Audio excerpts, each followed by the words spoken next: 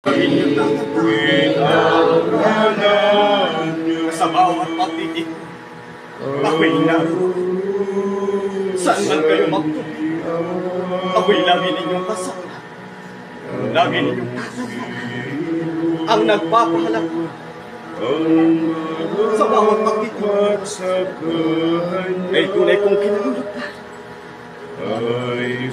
Kaya huwag kayong matapos na humarap sa akin. Huwag kayong matakot na ibigay ang inyong mga sarili bilang isang handog na buhay, banal at kalugod-lugod sa aking Panginoon.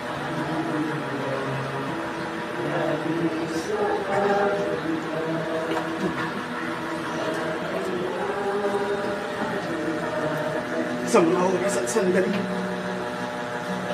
ako'y makapagising ng isang maligayang tukso na buhay na nakasan ng pangalawang patuloy kong ipagkakaroon. At laging magkakata ang pag-iingat ng pisikal na pangangalaman ay nasa inyong pagkatao. Kung paano ako'y dumating para sa inyong espiritu, ginagamit kong mga kasama upang ay mabuti nang naaayon sa aking kalooban.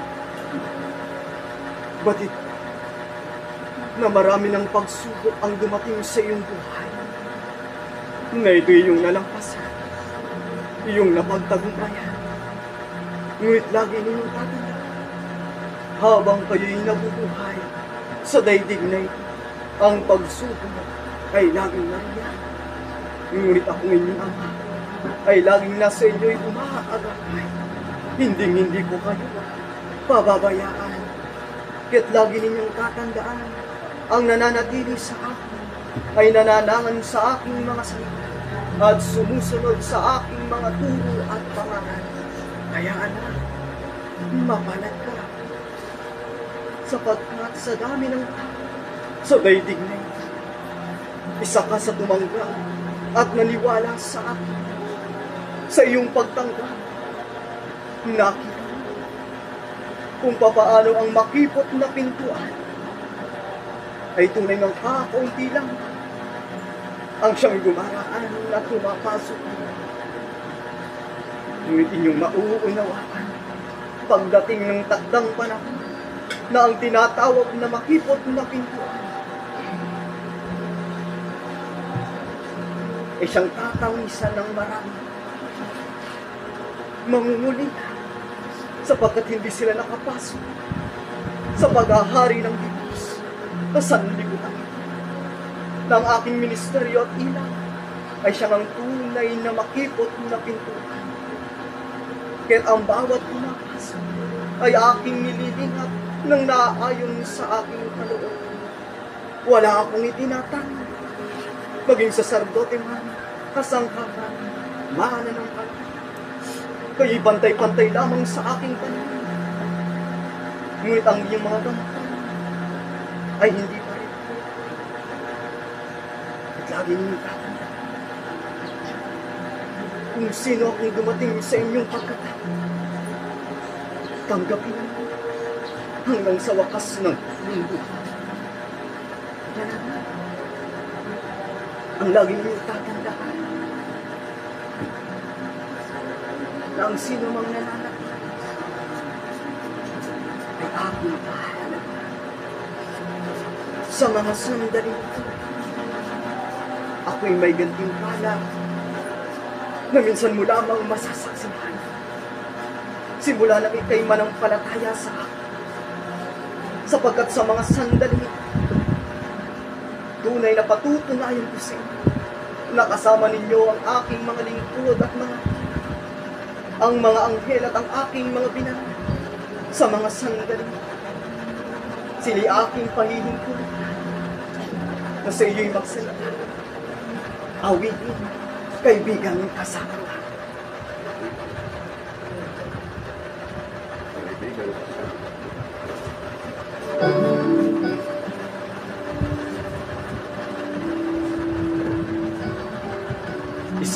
Balang kapatid, ako ang gabay ng lalaki. Si Jonas ay bumabati sa iyo ng isang maligayang araw. Naway magalak ang iyong puso sa bawat nangyayari at nagaganap, sapagkat ang pangyayari ay naganap nung hindi pa kayo. Kaya dapat ninyong maunawaan na ang pananampalataya sa Espiritu at sa katotohanan ay higit ninyong kayamanan habang kayo'y nabubuhay.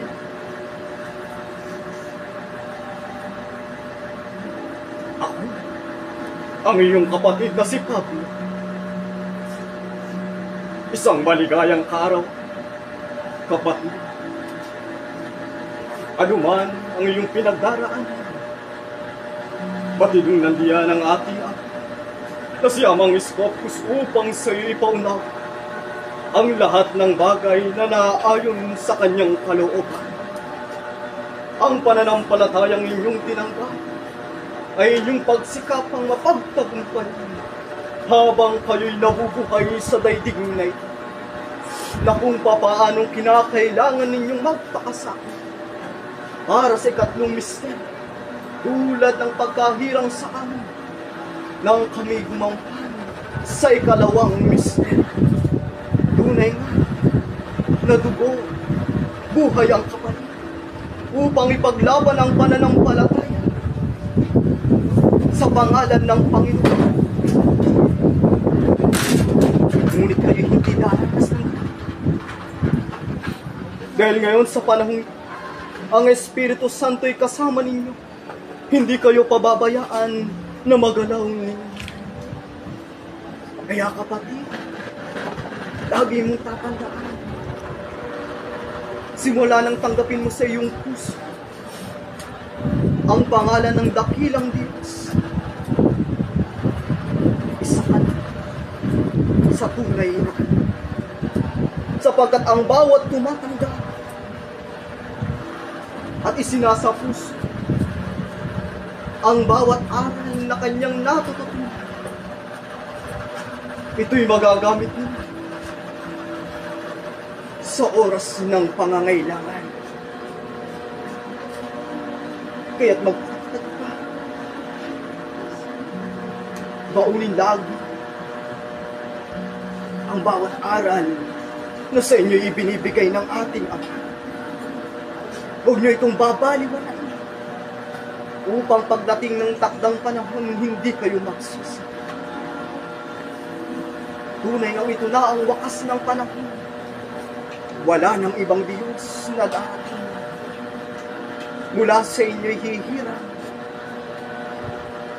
ang ating Ama. Kaya't magpakatatag kayo't magpakatibay.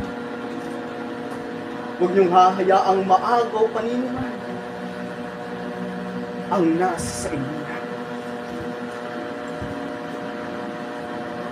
Isang araw ka. Ako ang iyong kapatid na si Samuel. Lagi mong tatandaan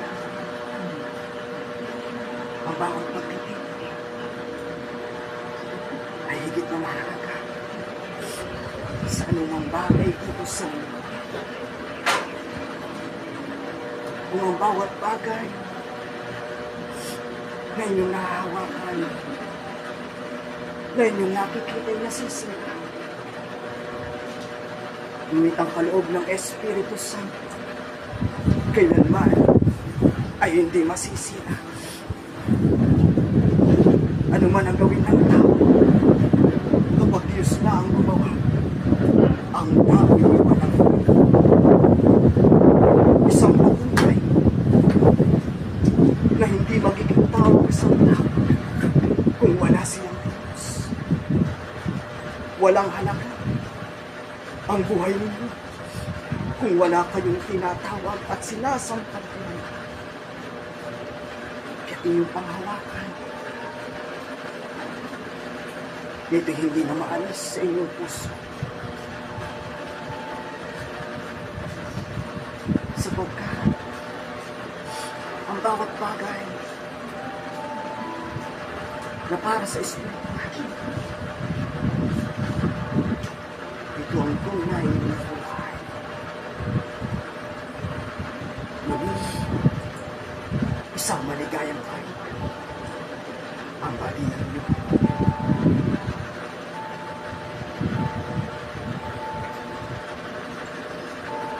Ngayon kapatid,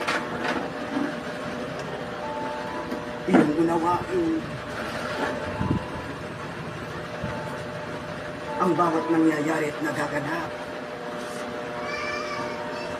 sa mga sandali. Ito'y kalooban ng Espiritu Santo. Iskopus nagpapakilala.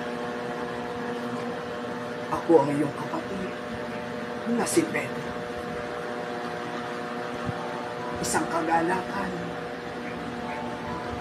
na muling makapagwika sa bawat isa sa inyo na kayo'y nananampalataya hindi sa tao. Nananampalataya kayo dahil sa buhay na Diyos, Espiritu Santo, Iskopus Kanis-Linisan. Lagi niyong tatandaan gaano man kahalaga ang mga bagay dito sa libutan. Hanggang dito lamang yan. Batid ko na ang bawat nangyayari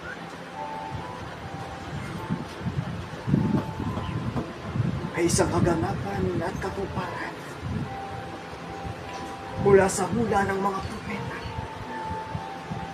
na sa huling panahon ay ibubuhos ang kanyang espiritu sa maraming tao. At ito'y naganap sa aming panahon sa ikalawang misteryo. At hindi ngayon naganap sa inyong panahon. Magalak na, huwag kayong tumawas. Suuminin, huwag kayong matatakot. Diyos ang kasama niyo. Hindi kayo pababayaan. Mga kapatid, ako'y nagagalak sapagkat nakikita ko sa inyo nang kaming nangangaral ng mabuting balita. Tunay na pagtitipon ay ginaganap lamang sa tahanan. Mapalad kayo na aba sa paningin ng tao sapagkat kami ang tunay na paghaharian ng Diyos.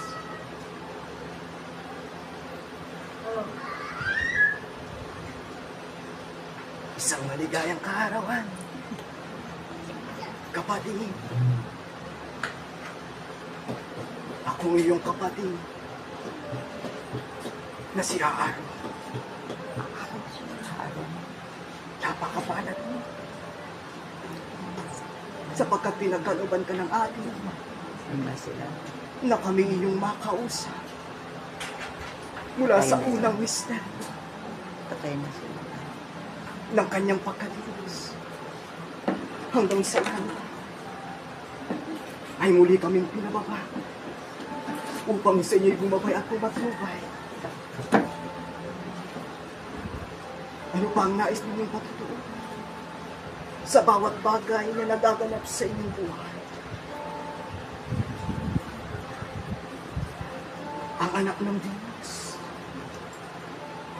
ay tunay na magdaraan sa pagdalisay sa apoy. Kayo'y susubukin. Titingnan kung kayo'y magiging matatag. Titingnan kung kayo'y magiging matibay.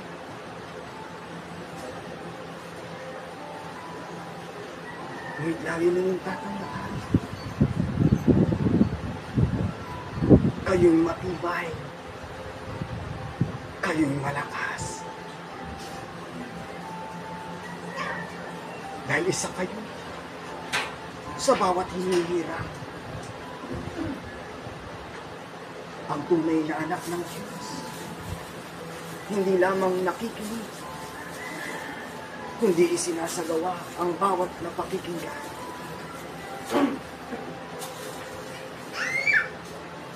Iwasan na ninyo ang katigasan ng ulo, tulad na nangyari sa unang misteryo sa pangalan ni Jehovah.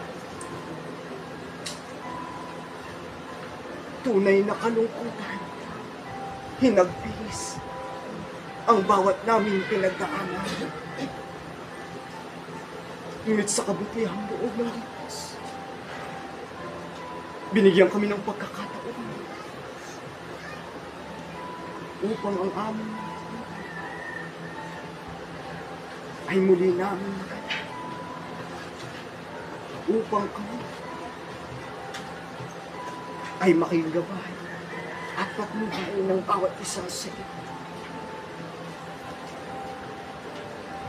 Muli, isang maligayang araw. Kapatid, marami pa kami, ngunit pagod na ang kasangkapan. Sapat na ang ilan. Huwag mong makakalain na ang bawat nangyayaring ito baliwala lamang tanim sa iyong puso, sa iyong isipan, na tunay ng kayo ay mapalad. At pakatagtag hanggang sa wakas.